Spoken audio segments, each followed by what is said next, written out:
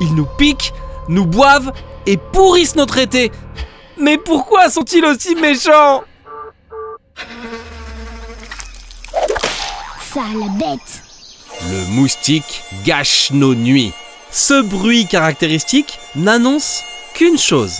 Le moustique débarque.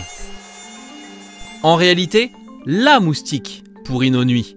Car il s'agit en fait d'un insecte butineur, c'est-à-dire qu'il se nourrit du nectar des fleurs et participe même à la pollinisation des plantes.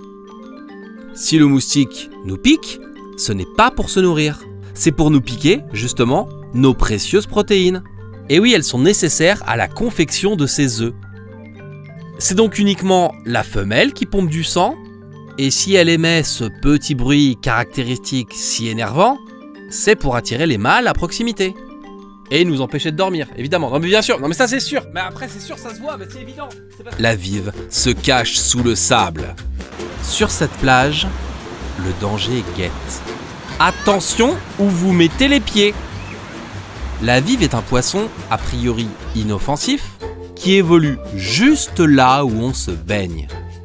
Quand elle prend peur, elle se cache sous le sable et dresse si besoin un pic venimeux. Alors, mon conseil, ne marchez pas dessus. Une piqûre, c'est une vive douleur assurée car son venin est extrêmement puissant. Cet été, regardez bien où vous mettez les pieds, d'autant que la vive est assez douée en camouflage et pourrait, sans le vouloir, vous pourrir votre été. Le temps est un menteur.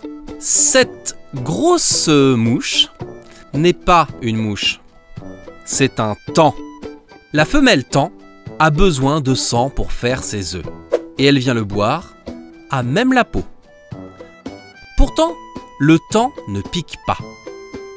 Il nous déchire la couenne. Avec ses mandibules, le taon nous arrache un morceau de peau.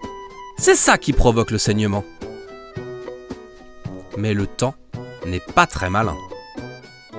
La douleur nous signale sa présence, mais il reste là, à nous déguster, bien tranquillement. Résultat, encore un qui aurait mieux fait de filer. Sale bête.